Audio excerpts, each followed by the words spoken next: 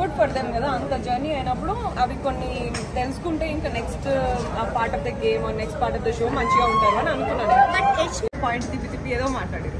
So that is one of the points అంతే. అంటే ఇప్పుడు జనరల్గా మనం గేమ్ చూస్తూనే ఉన్నాం కదా, నిఖిల్ ఎవరైనా నిఖిల్ ఈజీగా మ్యానిపులేట్ చేయవచ్చా, లేదా నిఖిల్ యష్మిని మ్యానిపులేట్ చేశారు అనేవి బయట బాగా వినిపిస్తాయి రూమర్స్, ఇంకా మనం రీల్స్లో చూస్తూనే ఉన్నాం కదా, మీకు అలా ఎట్లా అనిపించింది? That's wrong question to me. అది నిఖిల్ అడగాల, నన్ను అయితే ఎవరు మ్యానిపులేట్ చేయలేదు. చూసాం కదా నిఖిల్ దగ్గర ఉండి చూసారు కాబట్టి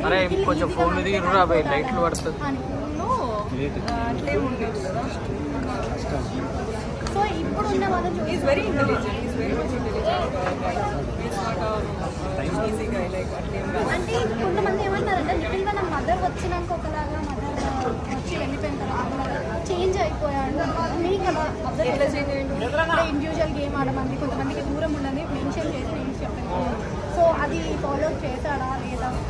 చేయలేదు అవసరం కదా. ఎవరికి దూరం ఉన్నాడు? యష్మి దూరం ఉన్నామని చెప్పినట్టు యష్మి దూరం చేయడం, గౌతమ్కి డిఫరెన్స్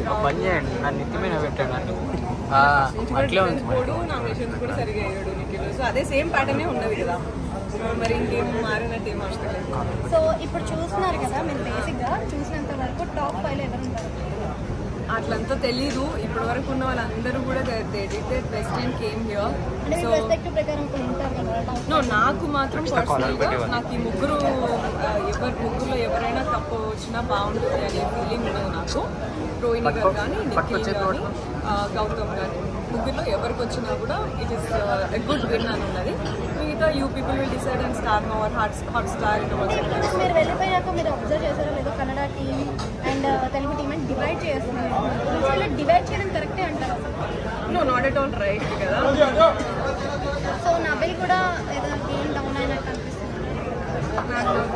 గురించి అంత తెలియదు. నాకు ఒకటే గుర్తున్నది, నాకు ఒకటే తెలుసు నబిల్ గురించి.